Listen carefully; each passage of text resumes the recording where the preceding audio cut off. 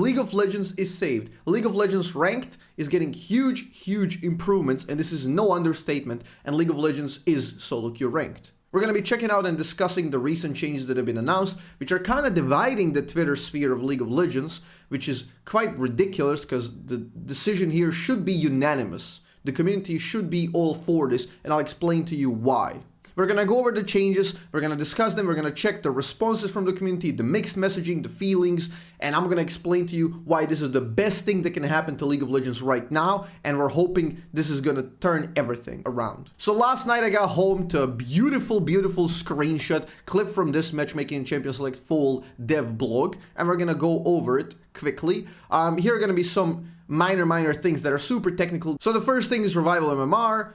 That was a recent change that actually kind of helped people returning to the game. They've kind of fine-tuned the detection of MMR, how good the players are. So their metrics are getting better. They're data mining and they're figuring out who plays how well, and they're trying to put them into good slots to actually change their win rate, and they want to get it to about 50% after 10 games, which means the new returning or the old returning players are actually having a much better time now. So the second change is solo mode only. Solo mode is definitely necessary for competitive integrity. Master Plus is where it really matters. Below that, like, it doesn't really matter that much. People are having fun, but yeah, I agree with the stance here. As soon as they figure out a place how to make people like connect and play together, they should make solo queue solo only. Here they're trying to engage more into the blind and normal draft pick, which is totally fine because a lot of people are getting checked out of ranked, surprise, and we're going to discuss why it's going to be back now. Another recent change, role parity matchmaking improvement. We made changes to matchmaking to put additional emphasis on matching players by positioning reference in ranked solo duo. In other words, trying to match primaries against primary, secondary against secondaries, autofill against autofill, making the game much higher quality. I think it increased the duration of the queues somewhat, but it really depends how sophisticated the algorithms behind this are, and you can probably fine-tune this to a very good degree, and this seems like a given, seems something so obvious that should have been in place since minute one, but we get what we get, and we're finally getting that improvement.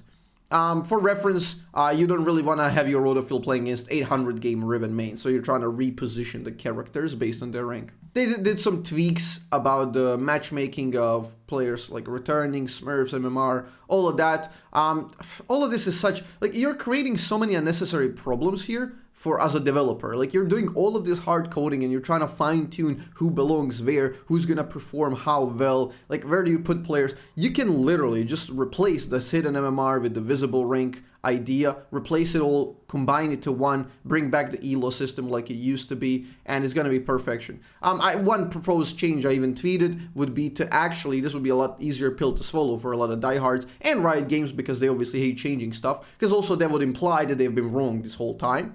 So what they could do is a perfect compromise, which is leave the abstractions, leave the MMR with the visible ranking in the for fun region that is up until Master. Master Plus, everyone equals out at the ELO ladder. When you get to Master, you become at 1000 ELO rated, and then you climb up and down. And that's it. You get pure ladder, pure competitive integrity, and it's absolute beauty. I think that would be the best for competitive and for people trying to go competitive in solo queue quality. And it's like actually a change that could happen because you're only doing half of the ladder, well, not half of the ladder, but like the top 1% strata of the ladder to using the better system. While you have your, like, you can have your cake and eat it too with a fun system in the lower elos. Okay, now the change that we've been waiting for. Okay, so here we go. What's coming next? Champion Select Anonymity. Today, a lot of players use external websites and third-party apps that provide all sorts of information about their teammates, but this information players are drawing conclusions that aren't necessarily correct and pressuring their teammates into things they might not want to do,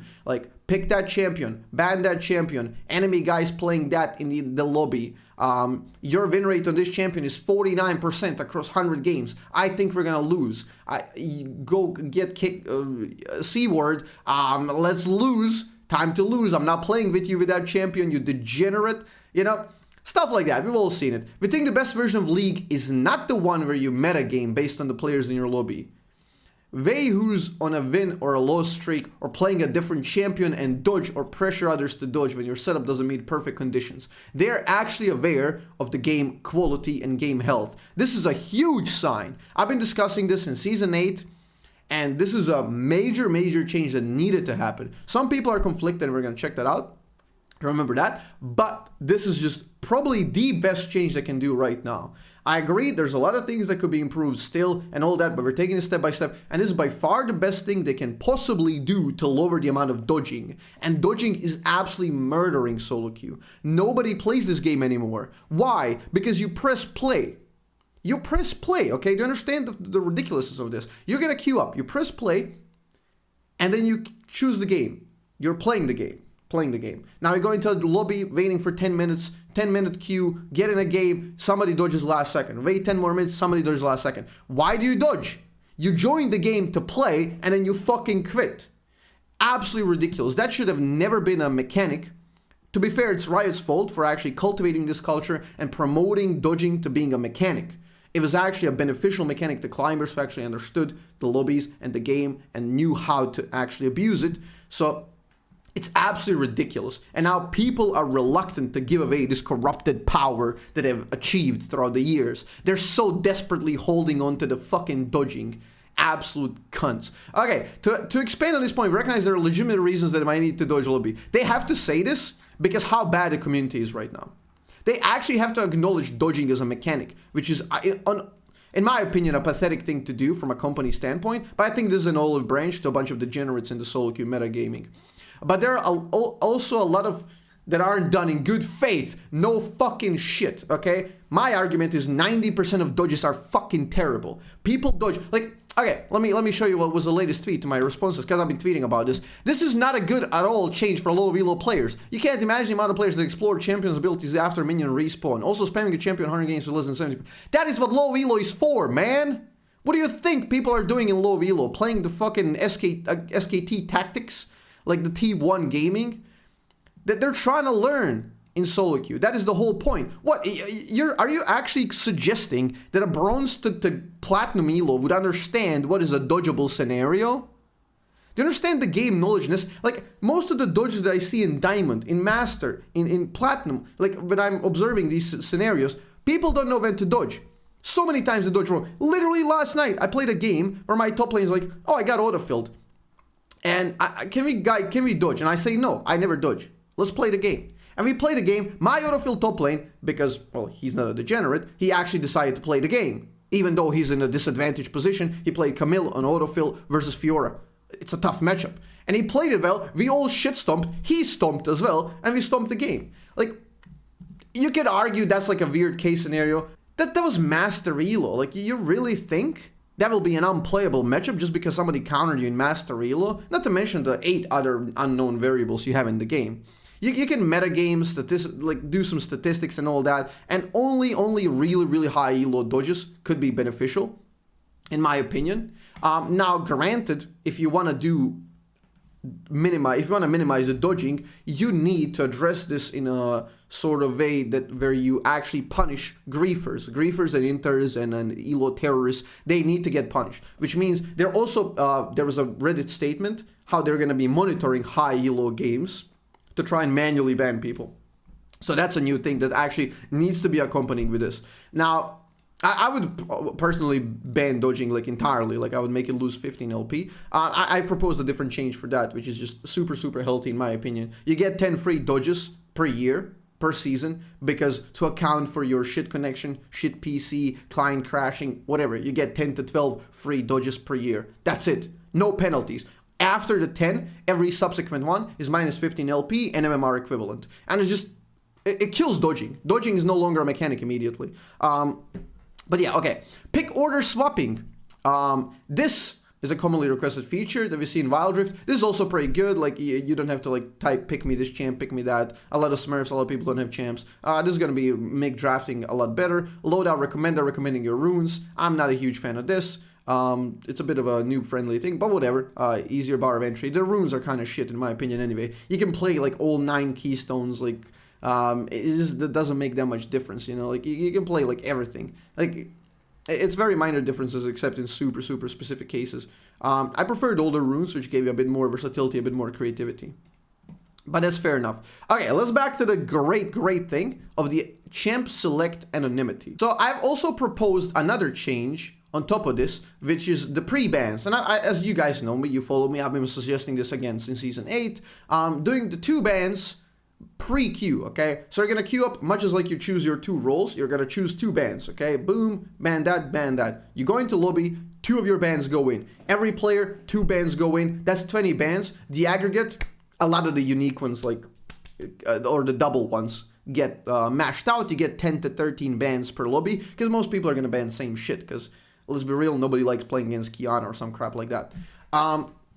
So it makes lobbies much, much faster, okay? That's one thing it does. Second thing it does, it disallows the target banning, sniping, and all of that. For you to go into the next lobby and ban something else because somebody dodged the previous lobby and you're memorizing, oh, this guy picked Lucian, he has like 57% win rate on Lucian, oh, this guy's a OTP Kindred, let's ban Kindred on the next game. You would have to re-queue and choose new bans. You might meet them again, but you drop the queue. And that's a very, very dissatisfactory thing to do for players. And also would lower dodging, just like this change. It would make lobbies way, way faster. You would get bans in an updated form, which we need more bans recently, obviously. But this is like to give 20 bans, unique ones like we have now, would be too much, I would say. But to do 2 bans like that anonymously would just fix the game quite a lot. And that's what bans are for solo queue. Like we can pretend like bans have this sort of competitive thing in solo queue. Oh, I'm gonna draft this and we're gonna ban that. Like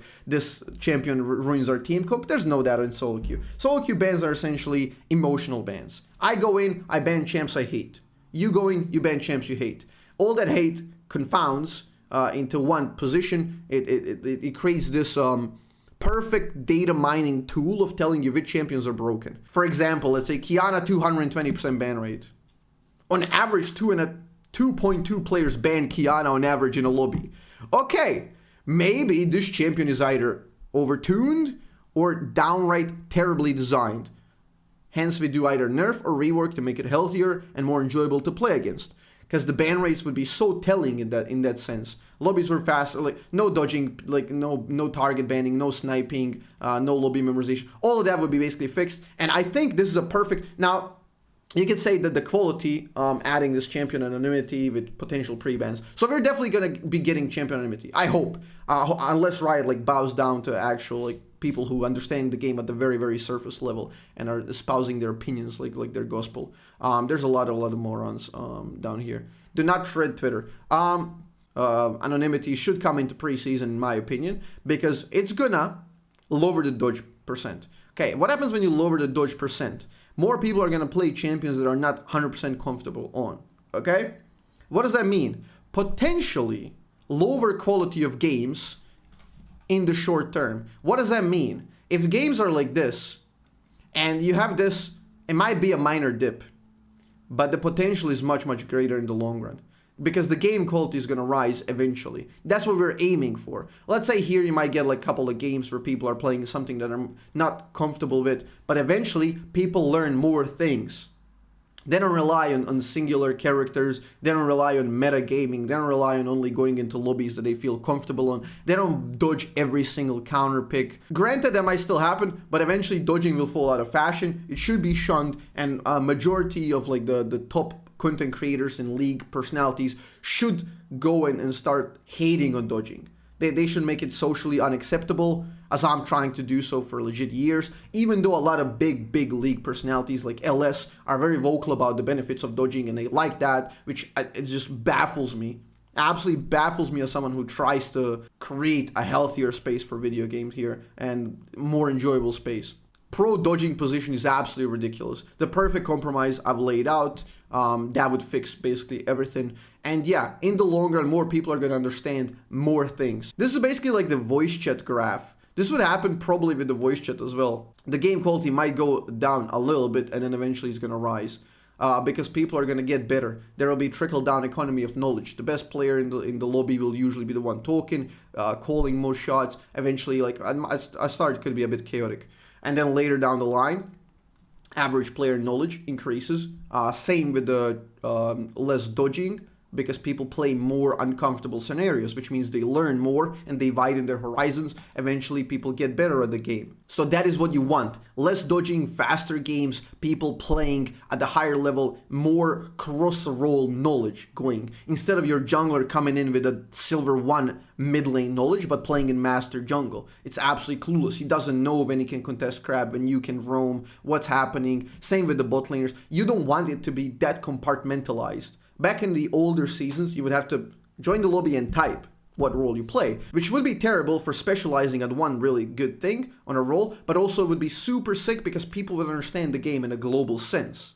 And the cross knowledge would be so good across the roles because my connection was shit. I would always log in last. I would play whatever. That made it even better for me when I wanted to specialize on something like vel'koz because I understood all the other champs. I knew what their goals are, so I can easier play against them, manipulate them. I never dodge. I don't care about autofill. Who cares? We play whatever. You know, we're playing the game. We're not playing the champion. You're playing the macro. And that's the game sense shift that needs to happen with these new Zoomers. So I truly, truly believe this is not an overstatement. I'm not trying to sound fantastical about this. I'm literally saying it how I see it. This is the best change in recent years to actually combat the game health and champion lobby dodging, because that is the worst thing that happened to League of Legends. And we really need to tackle that. And this is, as far as I can tell, the best way of attacking it. The Prebands would be second best. I'm hoping this sentiment, this video can somehow come across to the Game Loop team, the guys who are designing this experience for you, who are trying to keep you playing games, who are designing how you get into the game. I truly, truly hope when they're doing this revamp, because this will need a little bit of revamp and redesigning the client. I'm hoping as soon as they're doing that, they can try to implement Prebands as well, because it's a very, very neat thing. In case they can jam this in this preseason, we are potentially looking at the best season in recent 5 years coming in the next year. Now to address some things, Prebands doesn't sound that good, mainly for banning or picking allies. Who cares? Play something else. This is about the ban, how you can fix the unhealthy design just based on the bans. Also, chance of banning your teammates' preferred picks means more randomness and chaos. You have to make the best with what you got. That is where the real skill shines. Anonymity saves the same purpose. It's just you with 9 totally random variables. Do your best. So you're just put in a different scenario and you got to deal with it. The best way to preserve competitive integrity is to make everything random. Pure randomness is the greatest for competitive integrity. Because as soon as someone is metagaming, trying to tweak the variables, that means that the external skill from outside of the game carries on and has some weight in terms of elo when it shouldn't. People are thinking about this too shallow in the 1 game or 2 game. What if I get a 15% win rate? That guy, who cares? Deal with it. Play the game. You don't understand. You're not playing 1 game. You're playing all games across time. Everyone will get those trolls eventually. Just imagine dodging is not a mechanic.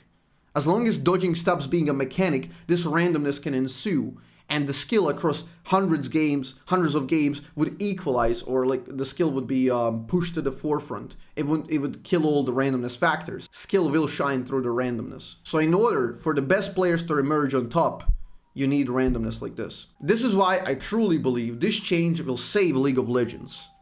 As long as they don't mess it up and under-deliver or just change it, scrap it, because Lord knows Riot has done that. Based on some ridiculous feedback. I implore you all to think about this in the long-term game health sense, in the long-term competitive integrity sense. I really want you to think about this and give me your feedback. Why do you think that this would be good or bad? And I truly, truly think this will fix it all down the road. So yeah, see you in the next one.